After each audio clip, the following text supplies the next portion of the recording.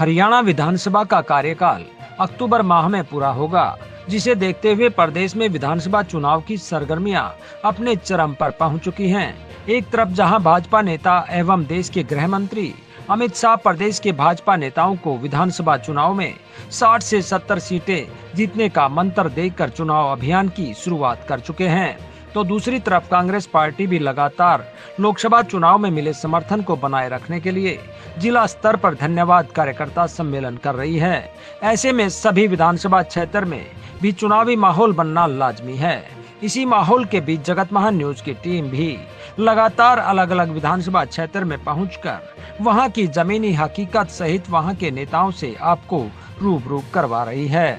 इसी कड़ी में आज जगत महान न्यूज की टीम ने सोनीपत विधानसभा क्षेत्र, जहां से लोकसभा चुनाव में भाजपा ने सबसे ज्यादा 35,500 वोट से बढ़त ली है, जिसके कारण भाजपा के प्रति सोनीपत की जनता के प्यार को देखते हुए इस सीट पर बीजेपी की तरफ से अनेक दावेदार दिखाई दे रहे हैं, जो अपने द्वारा जीवन में करवाए गए समाज हित के कार्यों सहित पार्टी के प्रति अपने समर्पण को दर्शाते हुए दावेदारी ठोक रहे हैं। ऐसे ही एक मजबूत दावेदार और कद्दावर व्यक्तित्व के धनी, जिन्होंने जीवीएम संस्थान व सनातन धर्म सभा के प्रधान पद पर रहते हुए अनेक समाज हित में कार्य किए हैं, जिन्होंने प्रधानमंत्री मोदी की नीतियों से प्रभावित होकर और पूर्व मुख्यमंत्री और हाल ही में केंद्रीय मंत्री बने मनोहर लाल के नेतृत्व में भाजपा को ज्वाइन किया था। अनेक सामाजिक संस्थाओं से जुड़े और सम्मानित जीवीएम ग्रुप ऑफ इंस्टीट्यूशन के अध्यक्ष ओपी पृथ्वी ने जगत महान न्यूज के साथ बात करते हुए अपने मन की बात रखी और कांग्रेस में रहते हुए मौका न मिलने का जिक्र करते हुए जीवन के आखिरी दौर में भाजपा नेतृत्व से एक मौका देने की गुजारिश की है और कहा है कि अगर उन्हें मौका मिलता है तो वे सोनीपत की धरती का कर्ज उतारना चाहते हैं। आइए जानते हैं उन्होंने जगत महान न्यूज से बात करते हुए और क्या कहा। नमस्कार साथियों, आप देख रहे हैं जगत महान न्यूज और मैं हूं आपके साथ तेजवीर सिंह।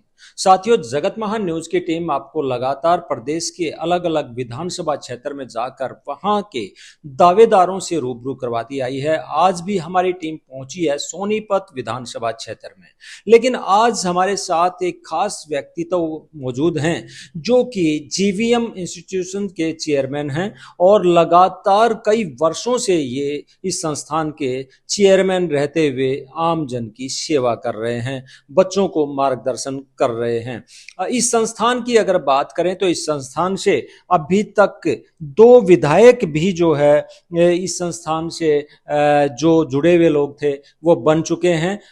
उनका भी हम जिक्र करेंगे ओपी पृथ्वी जी के साथ। आइए सबसे पहले तो हम ओपी पृथ्वी जी का स्वागत करते हैं और जानते हैं कि सोनीपत विधानसभा क्षेत्र के लिए इनका क्या विजन है। अब की बार इनकी भी दावेदारी सामने आ रही है। ओपी पृथ्वी जी, सबसे पहले आपका स्वागत। धन्यवाद तेजवीर जी। ओपी पृथ्वी जी, आप लगातार जो है जन सेवा में लगे हैं। पहले एक डॉक्टर के रूप में आपने जन सेवा की, फिर आपने जीवीएम संस्थाओं के साथ जुड़कर लगातार कई वर्षों से जीवन के अहम साल जो है आपने इस संस्था को दिए हैं। तो किस प्रकार से देखते हैं इस कार्यकाल को? सबसे पहले मैं तो कार्यकाल में मुझे यहाँ का पहले जनरल सेक्रेटरी चुना गया, फिर मुझे प्रधान चुना गया। ये लड़कियों की जो शिक्षा के बारे में मैंने सोचा कि इन बच्चों को, लड़कियों को, बेटियों को आगे बढ़ाना है, तो मैंने इसमें पूरा अपना योगदान दिया। अपनी प्रैक्टिस भी मैंने 4-5 साल से कोरोना के बाद बंद कर दी और मैंने पूरा ध्यान इधर लगाया। आज देख रहे हैं कि हमारी बच्चियां जो हैं यहाँ से 25 साल के अंदर अप्रोक्सीमेटली 25,000 बच्चियां एजुकेशन लेके जा चुकी हैं और बड़े बड़े ऊंचे पद पे हैं। और हमारे यहाँ से 3 तो आईएएस ऑफिसर बनी हैं लड़कियां। जी। और मतलब लड़कियों की प्लेसमेंट भी हमारे यहाँ 80 से 90% है हमारे आईटीएम में, इंफॉर्मेशन टेक्नोलॉजी एंड मैनेजमेंट में। फार्मेसी में भी हमारी लड़कियां बहुत बहुत अच्छी फार्मास्यूटिकल कंपनीज में एम्प्लॉयड हैं। बीएड जो हमारी एमएड है, वहाँ की बच्चियां पढ़ी हुई भी स्कूल में बहुत अच्छी जगह पोस्टेड हैं। और हमें फीडबैक मिलता है कि जीवीएम एक ब्रांड है। लगभग कितने बच्चे अभी तक इस संस्थान से आपके चेयरमैन बनने या आपके जनरल सेक्रेटरी बनने के बाद यहाँ से शिक्षा ग्रहण करके जा चुके हैं? कभी वो आपसे मिलते होंगे तो आपको कैसा अनुभव होता है? बहुत अच्छा अनुभव होता है। वो बच्चियां आती हैं, हमारा मन खुश हो जाता है कि हमारी बच्चियां इतनी फल फूल रही हैं और हमें उनकी दुआएं मिलती हैं।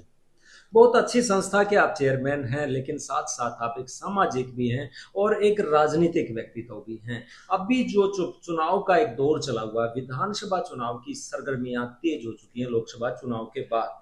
हालांकि जो है लोकसभा चुनाव में मोहनलाल बुरोली जी यहाँ से हार गए थे, लेकिन सोनीपत विधानसभा से काफी अच्छी वोटों से वो जीते भी थे। तो वो कैसे आप लोग ला पाए परिणाम, और आगे की आपकी क्या रणनीति है? ऐसा है तेजवीर जी, मैं 2020 तक कांग्रेस का कार्यकर्ता था। जी। हुड्डा साहब मेरे बहुत अच्छे मित्र हैं, जी। पर मुझे कभी सेवा का मौका नहीं मिला। मैं मनोहर लाल जी के आह्वान पर और उनकी कृपा दृष्टि मेरे होते उन्होंने मुझे बीजेपी ज्वाइन करवाई, और बीजेपी ज्वाइन कराने के बाद मैं मोदी जी की पॉलिसीज हैं बहुत पसंद किया, और मैं मोदी भक्त हूँ। जी। आज भी मैं बीजेपी में हूँ, मैं बीजेपी का कार्यकर्ता हूँ। मन में एक टीस थी कि चलो राजनीतिक ओहदा मिले तो वो सोनीपत की सेवा करूं, जो कभी नहीं मिला। जी। अब ये मेरी आखिरी पारी है जिंदगी की। मैं चाहता हूं इस बार अगर मुझे मौका दिया गया तो मैं सोनीपत का जो कर्ज है मेरे ऊपर, यहाँ मैं पैदा हुआ, वो उतार दूं। मनोहर लाल जी आपको भाजपा में लेकर आए, हाँ जी। उन्होंने आपको भरोसा भी दिलाया कि मान सम्मान मिलेगा। हाँ जी। लेकिन आप मनोहर लाल जी जो है वो केंद्र में जा चुके हैं हरियाणा से निकलकर। आपको कितना भरोसा है कि जो आखिरी पड़ाव पर आप आखिरी दाव खेलने की सोच रहे हैं, और जो सोनीपत के बुरे हालात हैं उनको, उन बुरे हालात से निकालने के लिए आपके मन में जो टीस है उसको आखिरी पारी खेल कर ठीक करना चाहते हैं? कितना भरोसा है मनोहर लाल जी आपको सहयोग करेंगे? 100%, 100%। अगर हम विजन की बात करें, विजन में तो सोनीपत जो है वो एनसीआर में आता है, और बिल्कुल मतलब दिल्ली के नजदीक होने के बावजूद यहाँ डेवलपमेंट ज्यादा नहीं देखने को मिलती। तो आज आप किस तरह का सोनीपत बनाना चाहते हैं? मैं सोनीपत को फरीदाबाद, गुड़गांव, पंचकुला की तर्ज पे लाना चाहता हूँ, जहाँ पे इंफ्रास्ट्रक्चर बहुत है, और आने वाला समय ही सोनीपत का है। अगर इसमें इंफ्रास्ट्रक्चर, अच्छी इलेक्ट्रिसिटी की पोजीशन, सीवर सिस्टम अच्छा हो जाएगा तो ये सोनीपत अपने आप यहाँ पनपेगा और बीट कर जाएगा फरीदाबाद और उनको भी। पूर्व विधायक देवीदास के पुत्र भी यहाँ से टिकट मांग रहे हैं, पूर्व मंत्री भी यहाँ से टिकट मांग रही हैं, और बहुत सारे लोग हैं जो कि लंबी फहरिस्त है यहाँ पे टिकट मांगने वालों की। तो कुछ धमाका भी सोनीपत में अभी होने वाला है रिसेंटली। तो ऐसे में आप सबसे सीनियर नेता मैं कह सकता हूँ कि हैं, तो किस प्रकार से, किस बिना पे आप अपनी दावेदारी कर रहे हैं? देखिए, टिकट मांगना हमारा जन्म सिद्ध अधिकार है। मैं भी मांग सकता हूँ, वो भी मांग सकते हैं। जिसको टिकट मिलेगी, हम सारे बीजेपी के आदमी उसकी मदद करेंगे। जिसके भाग्य में लिखा है सेवा करना, उसी को ही टिकट मिलेगी। मैं कोई ये नहीं कह रहा कि मेरी टिकट पक्की है या कच्ची है ना। जो परमात्मा करेगा अच्छा करेगा, और परमात्मा अच्छा ही करेगा। मेरे साथ इतनी बच्चियों की दुआएं हैं, और मुझे पूरा विश्वास है कि इस बार मुझे आखिरी पारी खेलने का मौका जरूर दिया जाएगा, और मैं इसी की इच्छा करता आप कहते हैं कि मैं कर्ज उतारना चाहता हूँ अपनी जन्मभूमि हूँ। का। हाँ। तो अब आपकी इच्छाएं, मेरे ख्याल से आप चेयरमैन रहे हैं और ओहदों की तो कोई कमी है ही नहीं। तो जो भावना है आपकी, क्या इस राजनीतिक परिदृश्य में उस भावना पे पार्टी फूल चढ़ाएगी? अवश्य चढ़ाएगी। ये जी। पार्टी सब कुछ जानती है, कौन कितना सक्षम है, कौन कितना नॉन कंट्रोवर्शियल है, कौन ईमानदार है, कौन इस शहर की सेवा कर सकता है। उसी की बिना पे टिकट मिलेगी जी। बायोडाटा के हिसाब से मैं कहीं भी किसी से कम नहीं हूँ, और मैं ना तो किसी की बुराई करूंगा, ना ही किसी के बारे में बोलूंगा। अपनी लाइन लंबी करूंगा। अगर भगवान ने मुझे सक्षम बनाया कि मैं टिकट ले आऊं, तो मैं सोनीपत की सेवा के लिए हमेशा तत्पर रहूंगा। और इन बच्चियों की जो दुआएं हैं, या ये मेरे स्टाफ का जो मेरा सहयोग है, ये अद्भुत है। आप इसको सोच ही नहीं सकते कि ये स्टाफ मेरे पीछे एक मुठ होकर खड़ा है।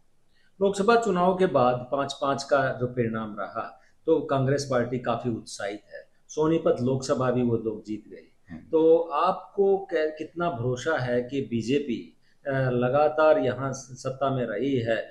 ठीक है कि कुछ परिणाम पीछे गलत रहे, तो आपको कितना भरोसा है कि कांग्रेस को हरा के अब की बार जो है बीजेपी यहाँ कमल खिला देगी? हार जीत का मुझे नहीं पता, पर यह जरूर पता है कि बीजेपी ने अच्छे कार्य किए हैं, और इस बार जो इलेक्शन है वो 30% सिंबल पे और 70% जो है आदमी के चेहरे पे लड़ा जाएगा। अच्छे व्यक्तियों को टिकट मिल गई तो बीजेपी फिर सरकार बनाएगी, मैं इस बारे में आश्वस्त हूँ। नायब सिंह सैनी जी लगातार घोषणाएं कर रहे हैं, लगातार एक्शन में दिखाई दे रहे हैं। जो विपक्ष कह रहा है यू टर्न कर रहा है, तो आप इन घोषणाओं पर क्या सोचते हो? क्या आम जन को इनसे लाभ मिल रहा है और बीजेपी को फायदा मिलेगा? बिल्कुल मिलेगा। यू टर्न मार रहे हैं, नई नई घोषणाओं कर रहे हैं, गरीबों की मदद कर रहे हैं, शिक्षा में, हेल्थ में जो ये काम कर रहे हैं, इनका फल तो मिलेगा। आप सोनीपत की जनता को क्या कहना चाहेंगे आने वाले विधानसभा चुनाव को देखते हुए, क्योंकि बिगुल बजने वाला है, कुछ ही समय बचा है, तो ओपी पृथ्वी किस तरीके से अपने सोनीपत विधानसभा क्षेत्र की जनता को क्या कहना? मैं यही कहूंगा कि अगर मुझे टिकट मिलती है या मेरे किसी साथी को मिलती है तो बीजेपी को जितवाइए, और सरकार बीजेपी की आएगी और आनी चाहिए, तो इसमें तरक्की भी होगी। मैं इसी भावना से सोनीपत की जनता से यही कहूंगा कि मैं आपकी सेवा के लिए तत्पर हूं। अगर भगवान ने चाहा तो मुझे सेवा का मौका जरूर मिलेगा। तो दर्शकों, ये थे ओपी पृथ्वी, जो कि सनातन धर्म सभा के प्रधान हैं, जीवीएम संस्थाओं के प्रधान हैं और लगातार जनसेवा करते आए हैं। विदेश में जाने के बाद भी अपने देश, अपने मातृभूमि के लिए इन्होंने अपने क्षेत्र को ही कर्मभूमि बनाया और अब ये अपने विधानसभा क्षेत्र की भी जो कर्ज है उसको उतारना चाहते हैं, कि जनता की सेवा करना चाहते हैं। आपको भी लगा होगा कि इस उम्र में आके, 75 साल की उम्र में आके ये आखिरी पड़ाव पर आखिरी दाव क्यों खेलना चाहते हैं, ये इन्होंने अपने स्पष्ट शब्दों में इन्होंने बता भी दिया है कि अब उनकी सोच सिर्फ और सिर्फ सोनीपत विधानसभा क्षेत्र के लोगों की सेवा करना ही है। आशीर्वाद ये मानते हैं कि जो यहाँ से लाखों लड़कियां पढ़ के निकली हैं, जो अलग अलग क्षेत्र में बड़े बड़े पदों पर कार्यरत हैं, इनको भरोसा है कि वो भी इनके लिए दुआएं कर रही हैं और इनको पूरा भरोसा है कि मुख्यमंत्री मनोहर लाल, जिन्होंने इन्हें पार्टी में शामिल करवाया था, कि इस बार वो भी इनकी दावेदारी पर मोहर जरूर लगाएंगे। अन्यथा ये भी कह रहे हैं कि अगर दूसरे किसी व्यक्ति को भी टिकट मिलता है तो ये भाजपा के कमल को खिलाने का पूरा प्रयास करेंगे। जगत महान न्यूज के लिए सोनीपत विधानसभा से तेजवीर सिंह, नमस्कार।